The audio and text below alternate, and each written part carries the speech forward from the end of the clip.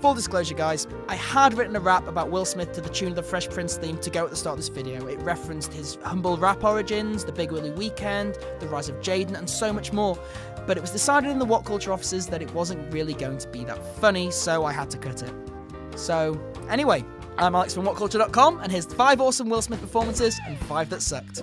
Kicking things off with the awesome number 5, Agent J, Men in Black. The first Men in Black feels a bit kitsch now, with clunky model work, early CGI, and a very 90s vibe. Just look at that video. But what makes it still rewatchable is Will Smith's Agent J. With any other actor playing it straight, this would have been just another alien invasion film, but Smith leads with the right balance of disbelief, all-out shock, forced cool, and genuine cool. It needs Tommy Lee Jones to riff off, sure, but that's no discredit to either half of the double act. I'm not going to count the sequels though.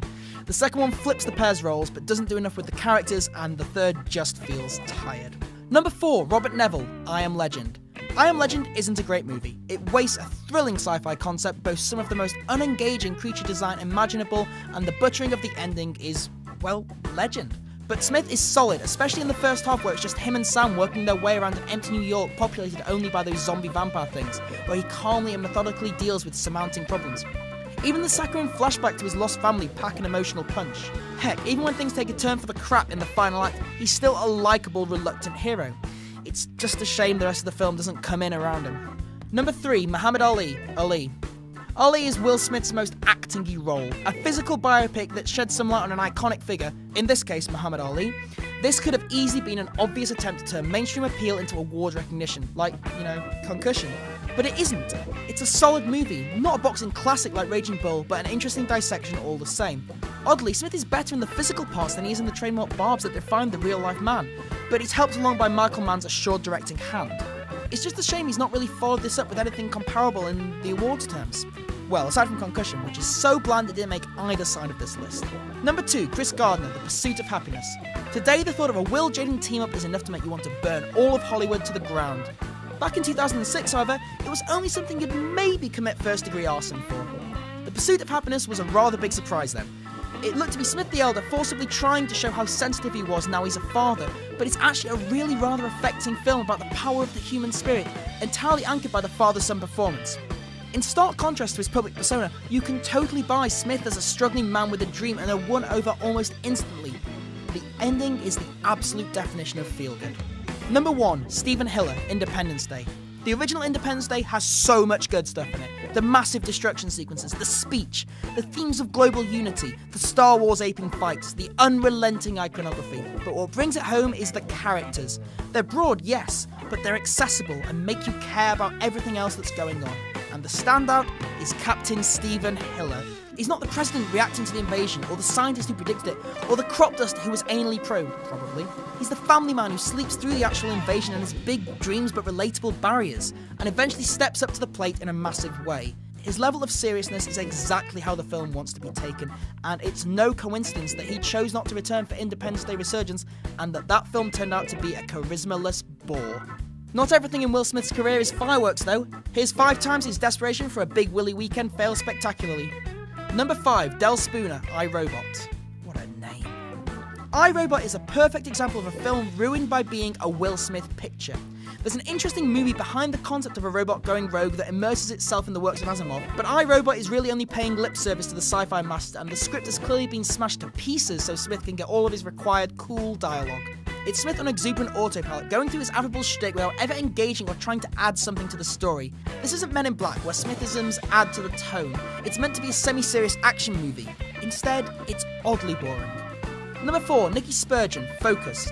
After the failure of a certain movie that you can bet will appear later on in this list, Smith says he realised he wasn't in the 90s anymore and was really going to push himself with his project choices. Then he did Focus. It's just another of those movies where it feels like the finished script has been butchered to advance the Smith brand, sometimes to a ridiculous degree. There's a scene where a character who we later find out is Will's father criticises the younger generation and their use of Twitter and blames Will for all this. What? Smith is 47 and doesn't use Twitter. Stop pretending it's 1998. You've grown up. Number 3, Jim West, Wild Wild West. Wild Wild West isn't just a bad Will Smith movie. It's a terrible movie that pretty much signaled the end of an entire era of star-led Hollywood and capped out a run of massive flops for Warner Brothers. but it is still a bad Will Smith movie as well. Jim West is treated as if he has the usual Smith charm, but he's never once actually endearing or funny. He just looks so unengaged, only showing emotion when he's OTT in the fights, and while that's likely the point, it doesn't make for an exciting hero. The only time he actually seems to get into the part is in the Tyne rap video, and there's a whole other kind of awful. Number 2, Oscar, Shark Tale. Shark Tale was the first movie I remember seeing in the cinema and going, nope, nada, not for me. I mean, it was early noughties DreamWorks, so there was never going to be anything that amazing. But fuck me, Shark Goodfellas? Whale Wash? The most hackneyed of, this is how Pixar do it, right? Plots?